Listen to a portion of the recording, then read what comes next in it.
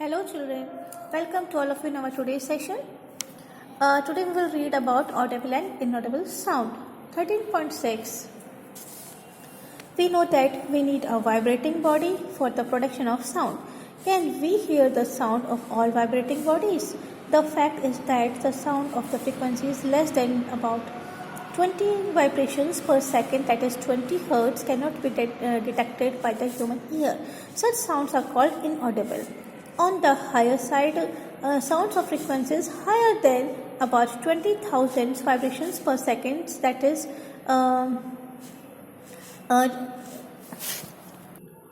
20k Hz, are also not audible to the human ears. Thus, for human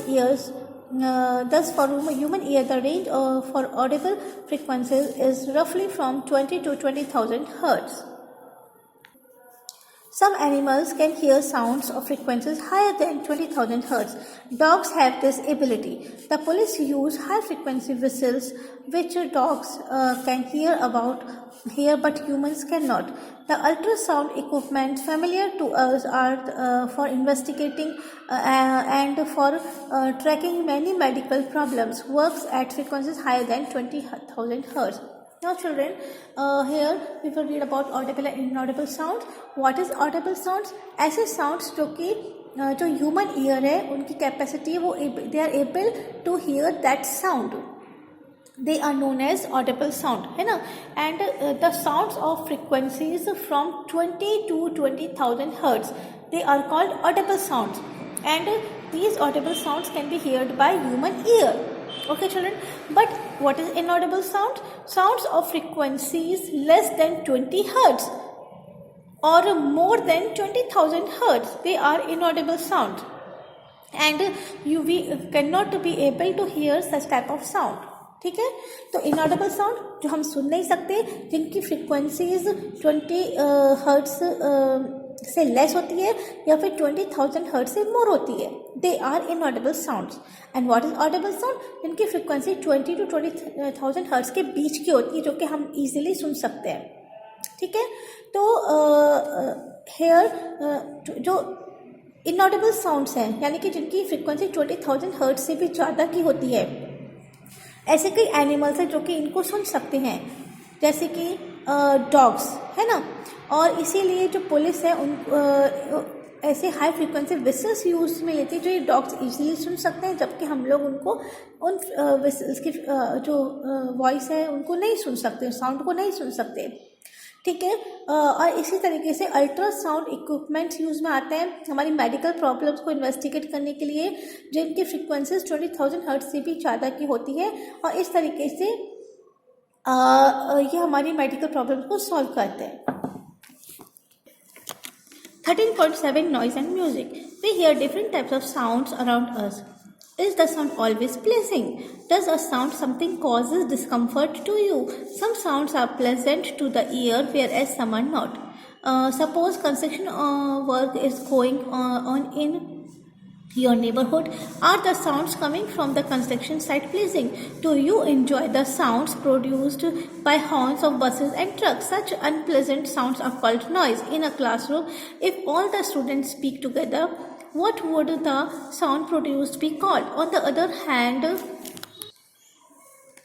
you enjoy sounds from musical instruments. Musical sound is one which is pleasing to the ear.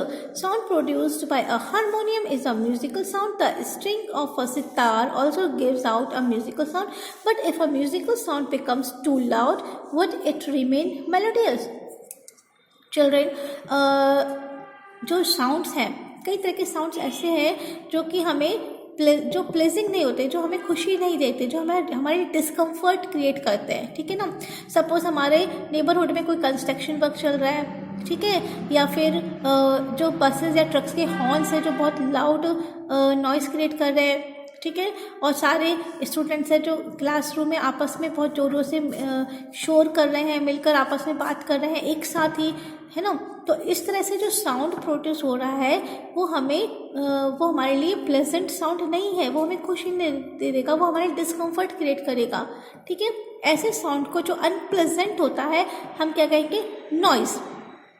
On the other hand अगर कोई musical instrument है उससे sound create कर रहा है, that is musical sound, जो कि हमें बहुत प्लेजेंट खुशी देगा, ठीक है, और वो हमारे लिए डिस्कम्फर्ट क्रिएट नहीं करेगा।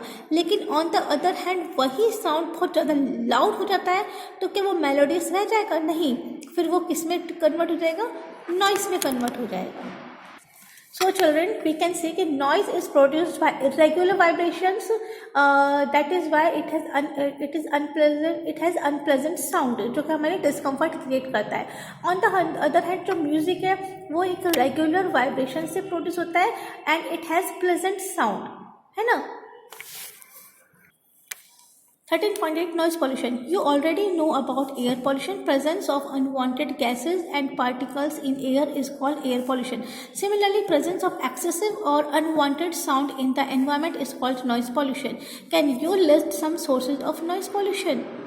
Major cause of the noise pollution are sounds of vehicle explosion, including bursting of crackers, machines, loudspeakers, etc. What sources in the home may lead to noise? Television and transistor radio at high volume, some kitchen appliances, dessert coolers, air conditioners, all contribute to noise pollution. Children, हमको air pollution के बारे में मालूम है, हम पढ़ चुके हैं कि ऐसी अनवांटेड गैस एंड पार्टिकल्स जो एयर में मिक्स हो जाते हैं, जो एयर की क्वालिटी को डिग्रेड करते हैं, दैट क्रिएट एयर पोल्यूशन, और इसको हम एयर पोल्यूशन बोलेंगे। इन द सेम वे ऐसे कई चीज़ें होती हैं हमारे एनवायरनमेंट में, प्रेजेंस ऑफ एक्सेसिव और unwanted sound in the environment, है ना, जिसे हम बोलेंगे नॉइस पॉल्यूशन, जो हमारे लिए अनप्लेजेंट होता है, हमारी हेल्थ के लिए हार्मफुल होता है, that sounds create noise pollution. इसमें हम बोल सकते हैं फॉर एग्जांपल जो व्हीकल के साउंड्स हैं, उनके हॉर्न जो लाउड जो हॉर्न्स है उसके साउंड्स हैं, जो एक्सप्लोजन होता है by bursting of crackers, machines के साउंड्स, लाउड स्पीकर एट्सेट्रा, है ना, एंड टेलीविजन, ट्रांजिस्टर, रेडियो, जो अगर हम हाई वॉल्यूम पे उनको बजा रहे हैं, लाउड स्पीकर जो हाई वॉल्यूम पे बज रहा है, ठीक है, हमारे किचन के अप्लायंसेज, जो कूलर्स हैं, एयर कंडीशनर है, इन सब से जो साउंड प्रोड्यूस हो रहा है, that creates noise pollution. What are the harms of noise pollution? Do you know that the presence of excessive noise in the surrounding may cause many health-related problems? Lack of sleep, hypertension, anxiety, and many more health disorders may be caused by noise pollution. A person who is exposed to a loud sound continuously may get a temporary or even permanent impairment of hearing. Children, जो noise pollution है उससे हमारी health को कई तरह से harm होता है, जैसे कि जो एक्सेसिव नॉइज़ है जो हमारे सराउंडिंग में कंटिन्यूटी में क्रिएट हो रहा है, वो हमारे लिए कई हेल्थ रिलेटेड प्रॉब्लम्स को क्रिएट कर सकता है, जैसे कि लैकिंग ऑफ स्लीप, हमारी नींद में कमी आना, hypertension, high blood pressure, anxiety and many more health disorders. Clear children? तो इस वजह से ये ध्यान रखना है कि कंटिन्यूटी में हम इस नॉइज़ पोल्यूशन के टच में ना आए। ऐसा पर्सन जो कंटिन्यूटी में लाउड साउंड के टच में आता है, कंटिन्यूटी में ऐसे एरिया में रह रहा है जहाँ कंटिन्यूटी में नॉइज़ पोल्यूशन है, उसको इवन हियरिंग प्रॉब्लम भी हो सकती है, या तो वो टेम्पररी या परमानेंटली वो अपने हियरिंग कैपेसिटी को या लॉस कर सकता है। ठीक है। Measure to limit noise pollution. To control noise, we must control the source of noise. How can this be achieved?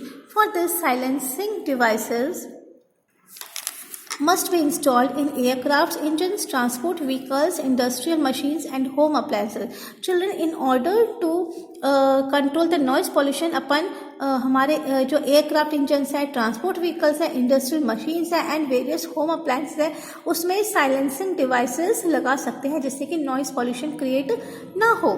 How can the noise pollution be controlled in a residential area?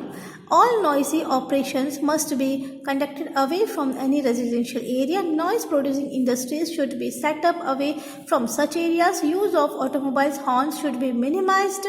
TV and music systems should be run at very low volume. Trees must be planted along the roads and around buildings to cut down on the sounds reaching the residents, thus reducing the harmful effects of noise pollution.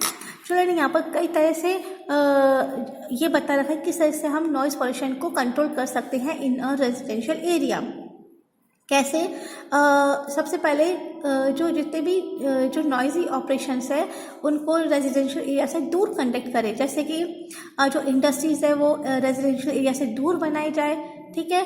Automobiles के जो horns हैं उनको residential areas में कम से कम use में लिए जाएँ या धीरे उसकी लो वॉल्यूम पे उसको मतलब जितना हो सके कम यूज़ में लें, है ना। टीवी और म्यूज़िक सिस्टम की जो आवाज़ है वो लो वॉल्यूम लो रखें, तो उसका वॉल्यूम कम रखें। अलॉन्ग द रोड्स खूब सारे ट्रीज प्लांट्स करें, है ना। We should planted more and more trees around the roads, around the buildings, और है ना जितने भी जिससे कि क्या हो सकता है कि जो साउंड्स है वो रेजिडेंट्स तक नहीं पहुंच पाए, बीच में ही वो उसकी जो हार्मफुल फ्रिक्वेंसीज को एब्जॉर्ब कर लेते हैं ट्रीज, ठीक है। सो इस तरीके से हम नॉइज पॉल्यूशन से को रिड्यूस कर सकते हैं।